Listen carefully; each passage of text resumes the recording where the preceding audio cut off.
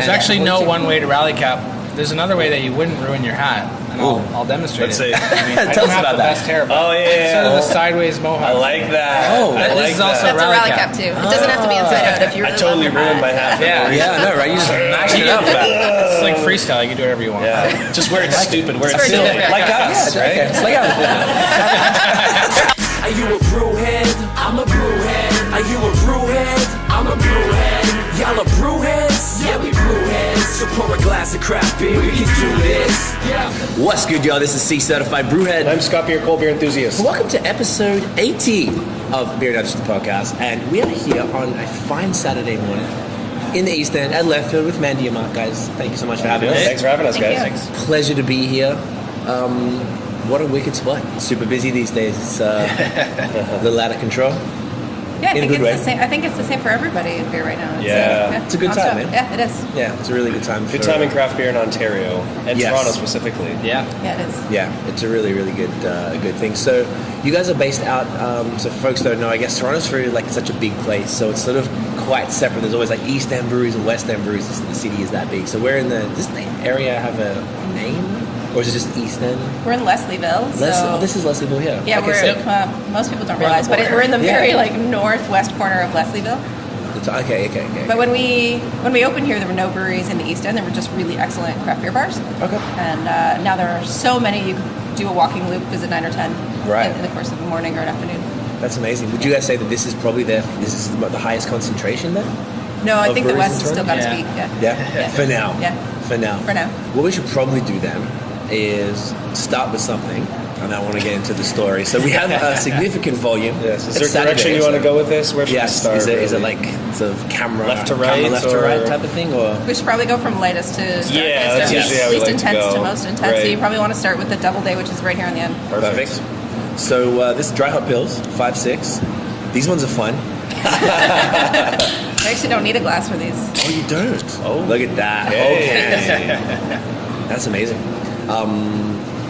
Tell us about these cans. I've never seen any of these in Canada before. Whoa, okay. I made it. Well, I guess the longer story with that one is we got a new canning line in December, and when it came down to choosing our specific can and our specific lid, Crown offered this thing called... You do one. Crown offered this thing called a Okay. Super End. Okay. The Super End actually uses 15% less aluminum than normal lids. Okay. And these lids are Super Ends themselves. So you can get a Right. regular lid, and you can get the 360 lid. You can get the vented lid. You can get the wide mouth lid. You get the color Right. tabs. Color So tabs. it's- So you can do Oh, all that's those things, super and that's cool. Brad, just you want endless the first one. options. Yeah, Okay, so this is called the... that's called the 360 end. the 360 lid. Okay. Yeah. And what was the motivation to go with this one? We'd just seen them in the U.S. for quite a while, and I thought specifically it would be great for a dry hop pilsner or even Yeah. a session IPA or really anything. So this is That's just our amazing. first foray. Fantastic. Love it. Cheers, guys. Cheers, guys. Get it in. Get it in ya.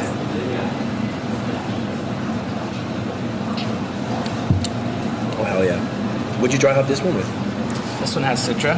Nice. Solid. Can never yeah. go wrong. You never go wrong with Citra. Okay. This is good breakfast beer. I Yeah. like this. This is So is a good start to my day. Isn't Yeah. that some other dry hopping? There is. I'm trying to remember. Mandarin. Buy some time. Mandarina, Bavaria. Mandarina Another Bavaria. one you can just That's a throw in tough one. everything. It's And all I feel like it's German hard to malts get, and right? German yeast. Right. Okay. Mandarinas keeps popping up Yeah. lately. It feels like it's like a more and more popular hop to do to I guess to either brew or dry hop with, but also I feel it's hard to get. Is that correct? It's not bad. It probably is a bit more expensive than U.S. hops right now. It's sort of the Germans' take on Pacific Northwest Right. U.S.-inspired Right. hops. Okay. That along with Hull Melon and probably a few others. But Okay. Interesting. I like to see it pop up. And I don't think I've seen it in a pill, like a lighter style. It's usually IPAs and stuff. So let's get to the story. So I want to know, I don't know what makes the most sense, where the individual stories, how you both got into beer, and where that converges, and then the story of the brewery. Because I don't understand sports or baseball at all. So I do. When we did the other box with the delivery one, I didn't understand. Scott was like telling me what an Eephus was. Yeah, you Oh, it's a thing? explaining all the references. Yeah, I had no clue what any of this stuff meant, so I would like to sort of dig into some of that. I suppose I could go first because Yeah. I went to school to be a chartered accountant, and I eventually got that and did that for about 5 years. And just working at a desk, long hours, I knew eventually that I didn't want to do that forever, and that I wanted to do something for myself. And I also knew that I liked to work with my hands. Okay. And around the same time, I was just loving beer and seeing it explode in the U.S. and getting more and more popular in Ontario. Just thought there was a lot of opportunity there. At the same time, while on an audit, I found the Niagara College Brewmaster program. Yes. And so I applied. I actually applied without telling Mandie. I thought, I'll apply and then we'll just see what happens. Oh, to clarify, you guys are married? Yes. married. Yes. Yeah. Just very cool. I love seeing that. So yeah, I applied and I was part of the first intake of students. I thought that was incredible. Just Like to the get very first? Yeah. Oh, wow. I thought that was a When great. was that? Sorry, I keep cutting you off. 2000. No. 10 or 12? Yeah. 10. It was 10. Might have graduated in 12. Super Yeah. recent, okay. Yeah, but enrolled in 2010. I thought that's like a head start on sort of where the industry was going and getting in there first to be a graduate of that program. Right. So now more and more graduates are opening their own breweries, but we had that little bit of a head start. How big was the first graduating class? Every year they take on 24, but I think we probably only had 19 or so graduates. Various people found brewery jobs before they graduated. We had some like fresh-faced high schoolers think they wanted to get into brewing. Right. Right. Realized it wasn't just drinking all the time. It was actually science. Bit of and work you had It's to a do. common misconception Yeah. that brewers drink all the time, Yeah. morning till night. Yeah, it's not. I mean, it's not a constant school is party. what you make it. It could be a party school, but Right. still lots to learn, and Of course, yeah. you have to take it seriously. So that's sort of how it started in accounting. Eventually, I knew I had that background in accounting and brewing now, and Mandie was more on the sales and marketing side. And we thought that if we combine those forces, we could do a lot Do it together. all together. Yeah, before Mark discovered the program, we were writing business plans for like weird things that we wanted to open ourselves.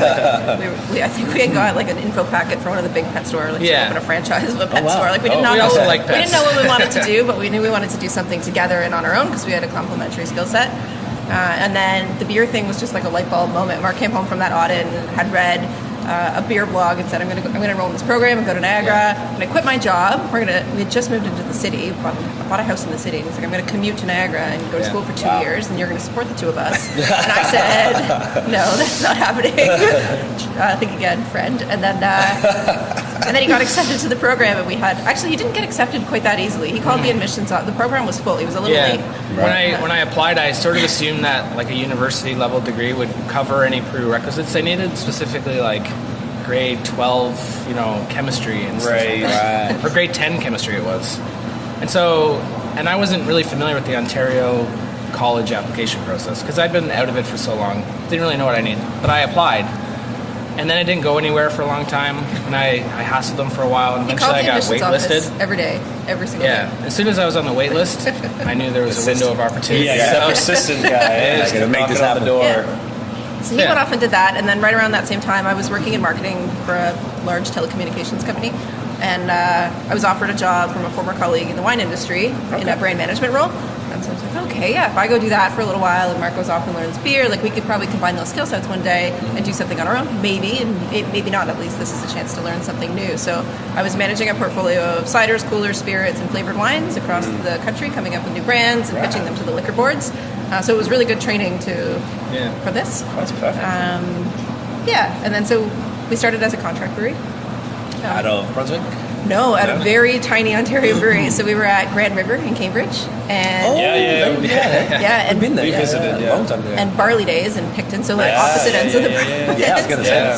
that's driving like crazy and bringing empty kegs back every weekend. We would Yeah. rent a U-Haul trailer and lug all our empty kegs back, and we were just selling our beer on draft. We didn't package anything. We didn't have LCBO listings. We were just doing draft just to like build our presence and awareness in the market. that was 2012. And that was 2013. 2013. Yeah. Okay. When we launched, there were a limited number of contract options available. There was like Wellington and Cool. Black but Oak. Black Oak a little bit. Sawdust was sort of locking them up. But Damn we you, didn't Sam. want to make 100 hectoliters. That seemed crazy. So we started at a brewery, Grand River, with 10 hect batches. And it just seemed more manageable and, Right. just ensure you're having fresh beer. And Okay. And how did you find those places? Like, how did you find the Grand? Because that's like, those are we talk to a lot of people and we hear a lot about contracting. There's two names that never came up for The contract. thing about Grand River is they make the styles that they make, but they're always clean, and they make clean beer. The water in Cambridge is a little hard and not what I was used to, and I'm glad we're brewing here now. But they make good beer, so we were happy to go there and have them make the beer and have it on a manageable scale and work with another like husband and wife ownership team, and it was like very small and intimate and easy to manage. And we had never run a brewery, we'd never run a contract brewery, we never run our own business before, so it was like tiny, and we were just kind of like feeling it out and learning along the way. That's really cool. So where does the baseball theme come from? Is that a mutual love of yours, or is I guess that probably, I think left field was mine. Yes. I think Mandie will agree to that. Yes. That idea. Yeah, that's yours. You have it. she'll give you that. I sort of, That's what you get, Mark. It's funny because we started dating in 2001 or 2002. We started dating in 2002. Get it right. Get it right. So I had like this. I joke, but I had this checklist of things that I wanted my future wife to be interested in: skiing, baseball, and that's pretty much it. Skiing and baseball. Like willing to ski. Right. As opposed to just watch you. Yeah. And baseball, because I started playing in t-ball like as a 5-year-old, and I played ever since. I didn't grow up playing hockey; it was always baseball. So and she sort of, I think, eventually came around to the idea because it just lends itself to so many stories and branding opportunities, and it's memorable. Right. In my brand training at the wine company, it was like stand for something, and at least people can pick you out of a crowd if you have this thing that ties everything together. Right. And so for us, my thought was like, our goal is to just make really good beer, have fun, and enjoy what we do. But if people can really remember the really good beer part, and I had that really great beer at that festival or at that bar, and it was just from that baseball brewery. Like the beer was getting busier and more and more crowded. Right. And I saw that had already happened in the wine industry, and so people were buying the cat label or the label with the fat guy on it. Like, so they didn't remember the brand name, but at least if they could remember, that really good beer from that baseball brewery, then we were sort of like a step ahead. That's the importance of branding, right? Yeah. You want to put a face to your name. So It really was more of a casual thing too. We didn't want to go super classy and like exclude people from approaching beer as a style. So we just thought, it's a down to earth sort of brand. Comfortable every day, down to earth. And then with us, you'll never see like a home run lager.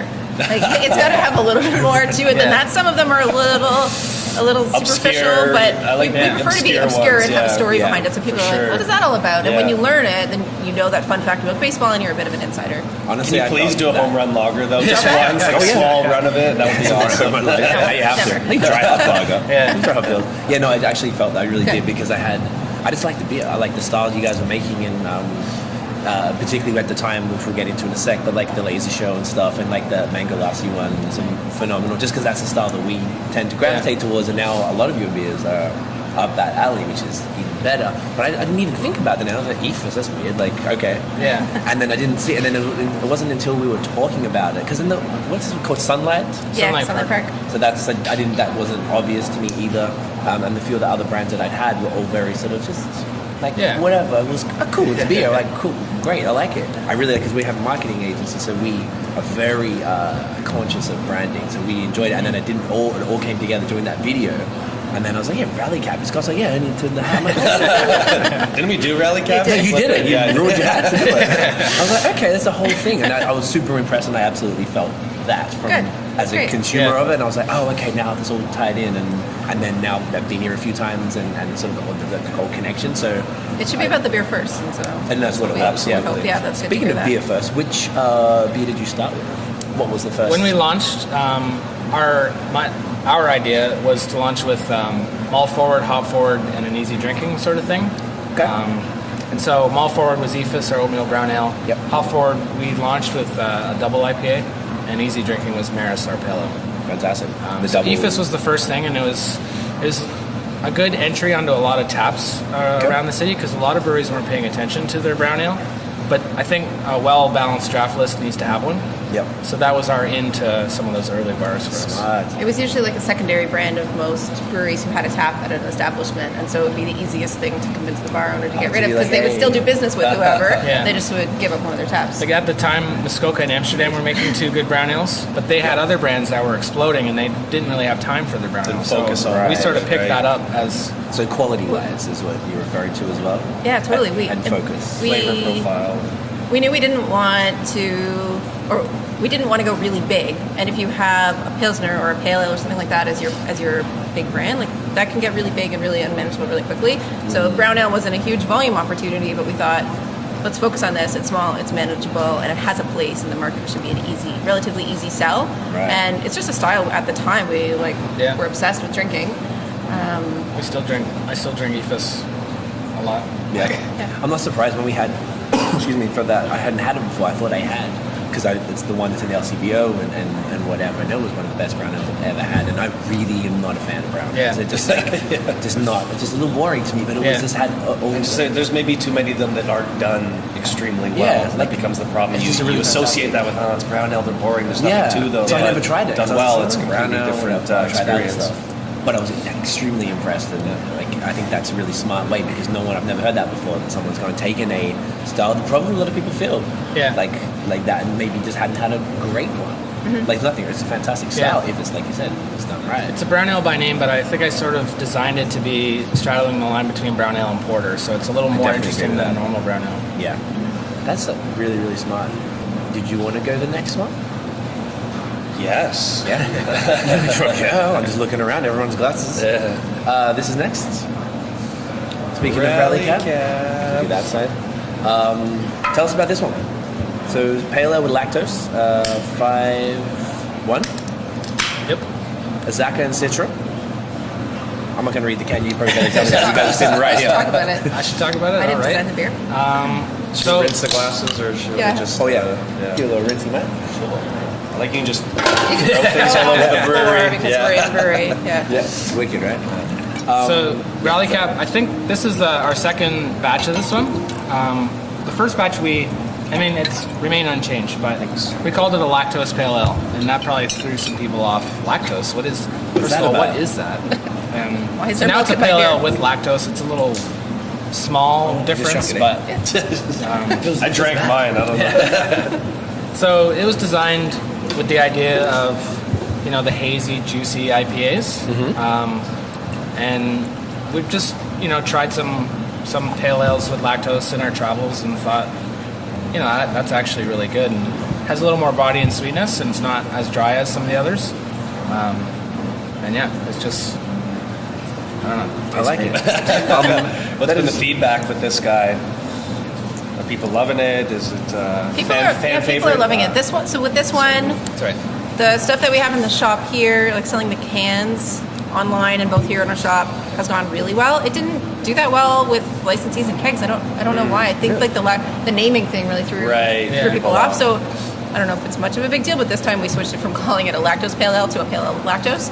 I like to that. kind of take a little bit I of like a that. back seat, Yeah, so like people aren't so scared. front-load it. Yeah. Pale ale, okay. I don't know if it's going to have much of an And- impact, but it is one of our most commonly requested beers Yeah. on Instagram. Oh, yeah. People are like, "When's the Rally Cap coming back? I want Right. more Rally Cap. Where's the Rally Cap?" So Yeah, not It's- surprised. it does well there. Yeah. Cheers. Cheers, guys. Get it in ya. Get it in you.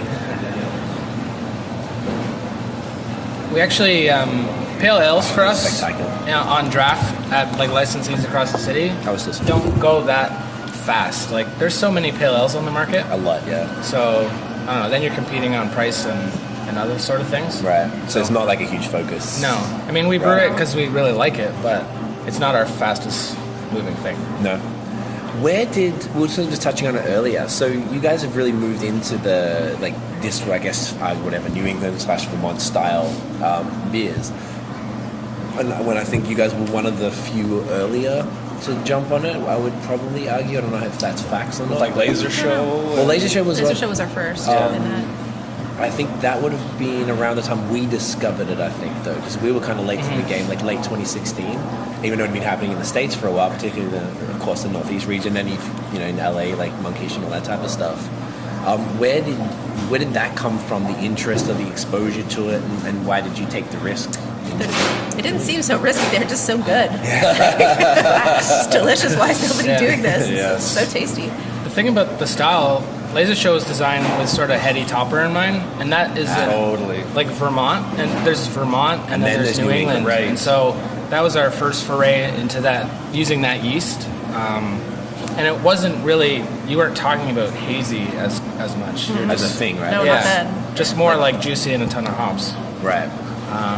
I was sort of hesitant with the whole thing. I'm not like a traditionalist by any means, but haze for the sake of haze, and if it's just yeast, like it's not going to taste well. So I don't think we were jumping on it as early as we could have. Okay. I think probably BAOS led that charge. Yeah, BAOS definitely led it, and then maybe like Barncat or something. Yeah. But like in the context of Ontario, Yeah. I'm not trying to say in Canada, but like, you know, because I know BC where Twin Sails and stuff Yeah. kind of, they were on it too.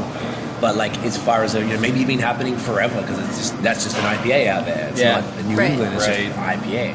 I think definitely our travels and going to the U.S., going to craft brewers conferences and those sorts of things, but also just working with our other brewers who also have those experiences. They're a little bit younger than we are. They're more interested in the trends of where beer is going, and they don't want to make Eephus every day. So that sort of willingness to trust where they see beer going, and just having fun with it. Is this a beer that you think could be a part of your core brand type thing, or the style of beer? I know you have your kind of standard lineup, and then you do fun. We're so hesitant to commit to brands as core because we don't want to fill all of our tanks with 1 or 2 or 3 brands. We have eight taps here. That's not a lot of taps. And when we put something new in the fridge, that's when people come. So if we continue making the same things and growing those brands, I don't know. I feel like we'll run out of space pretty quickly, and we don't want to be the next whatever giant brewery. We want it to be manageable and sustainable. That's the fun part, is constantly trying new things, evolving, and I guess changing to people's taste. But like we have core brands, we have seasonals, and then we have occasionals, we call them. Okay. And Rally Cap is a great recipe. People really like it. And I think if you have time away from Rally Cap, when it comes back 4 months later, you're just like, oh, awesome, it's back. So I think it also helps the brewing team because it gives them some thinking time on recipes. Like, I think this batch of Rally Cap is a lot better than the last one, and I love the last one. But I think, I don't know, if you take some time away from it, you can think about it, make adjustments, tweak it, dial it in. That makes a lot of sense. What would be your core brands then? What would you guys consider? I mean, I guess They've been changing. Like, we launched, as Mark said, with a malt forward, a hop forward, and an easy drinking. So the hop forward was 643, a double IPA. It's like a West Coast style double IPA. Okay. I don't think I could give that beer away now if I were going to take it. It was a great beer. We loved it very much. It was excellent, but it's just not, I don't know, it's not aligned with the direction that we're going in, so we said goodbye to it. I'd agree with that. And then Maris, our pale ale. I mean, I love Maris. It's what I want to drink when I get home from playing softball, when I get home from playing hockey. I want to drink a can of Maris, but I don't know, it's also not necessarily aligned. It's one of those kind of like hybrid. I don't want to call it an Ontario pale ale because it gets a really bad rap, but it is a bit of a hybrid. Like, we use Maris Otter malt, and then we use an American ale yeast. So I don't know, it's not aligned with our direction. So we just skipped our first batch of Maris since we opened the brewery. We had it available consistently forever. We just skipped it. And we're like, oh, this is okay. The world's it's okay. We can do this. So we're brewing it again next week. But I don't think it's necessarily part of the core lineup anymore. But things like Laser Show, the Vermont-style double IPA, and Greenwood, our other Vermont-style IPA, those have now become part of the core lineup. Oh, right. Because we simply cannot keep up with them. Like, we'd be stupid not to keep making them. Right, no, of course. They just, unfortunately, right? It's also a little LCBO driven. Like, we submit a lot of things to the LCBO, and sort of they decide what we're brewing. They decide what our core beers are. Well, I'm happy to see this guy in LCBOs now. That's so. It's gone now. Is it gone already? It's just a seasonal, So how do you guys feel, being that you guys are making the type of beer that we always kind of make fun of the LCBO for not handling properly? Like, I've seen dudes on Instagram call it the LCBO aging program, which I thought was really funny. How have you found that they've treated these sort of more, what do you call them? Like not fragile beers, but I have a lot of strong opinions about this. Let us know, man. We do not distribute through the LCBO's warehousing program. You give up weeks when your beer's aging. Right. You give up weeks of freshness to do that. Because their warehouses are not refrigerated. Their warehouses are not refrigerated. Right, it's a shelf thing. And then it delays your beer by 3 to 5-ish weeks. And I know they're improving that number, but until we see refrigeration or improvement on that, the time. happening. It's not happening. So we self-distribute. We did self-distribute. Actually, we've moved to our own third-party distributor now. They store all of our beer cold. Yes. And the they get it third out. party? Yeah. And then they they send it out in refrigerated trucks.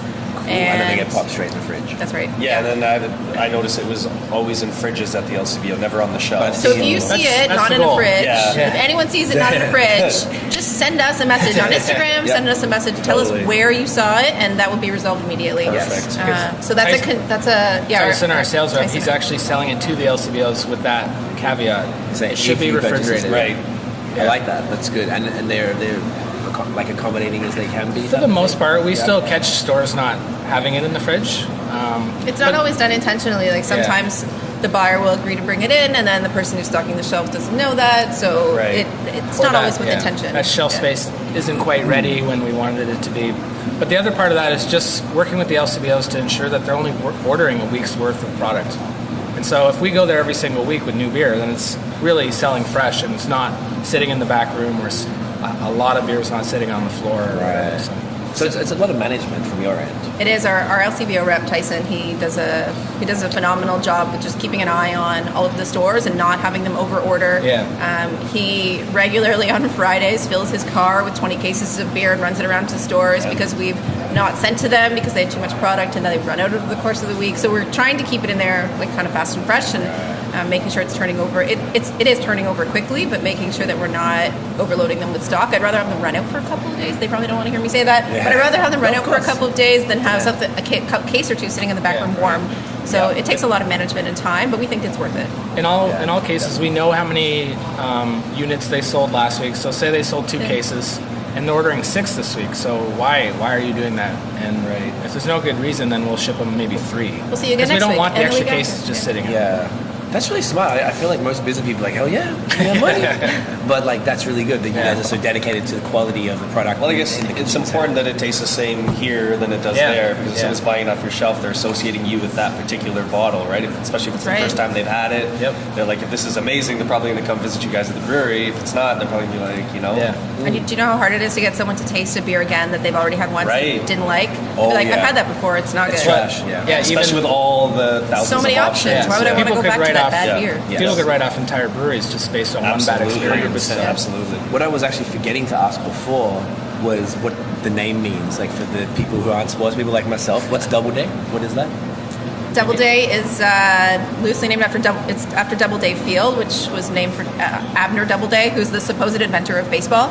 Okay. And It's since been discovered by baseball historians that that's a bit of a myth, but the historic baseball diamond that's beside the Baseball Hall of Fame in Cooperstown, New York, it's called Doubleday Field, and it's just a magical place. I know you're not a huge baseball fan, but you might have you ever been to Cooperstown? No, I plan on going. Have to go to Cooperstown. So Doubleday Field, you walk into it and you're like walking into the past. History, yeah. It's like everything's made of brick, and it's absolutely beautiful, and you feel like you're transported back into that time where women were wearing like long dresses and hats sitting in the stands, and it's just it's a magical place. So Doubleday we thought was a nice name for the Pilsner, which is more of a traditional classic style. Makes sense. Squeeze play. We know what rally cap was. We talked about that. The inside out hat, which is as if I can. You turn your hats inside out. I like that to make them win.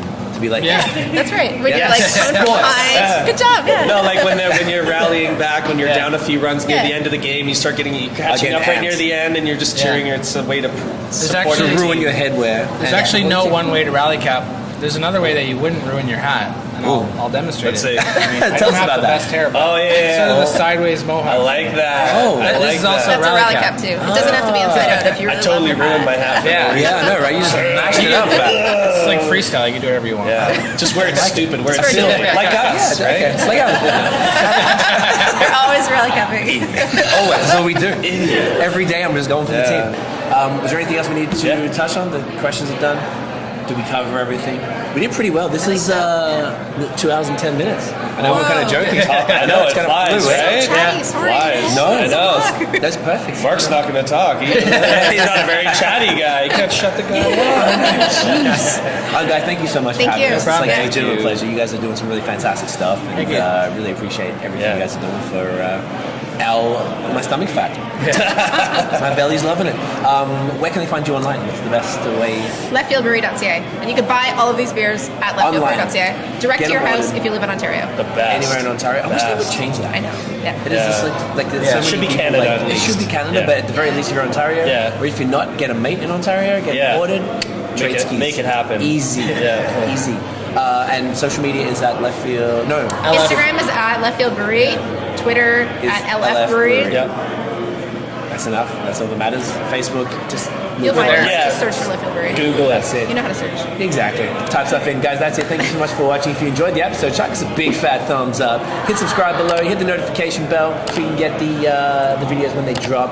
Follow us on social media at BAOS Podcast. And check out the long-form audio so you can have wonderful conversations like this on everywhere you get your talking media. And if you're on Apple Podcasts, shoot us a rate and review. It helps things good.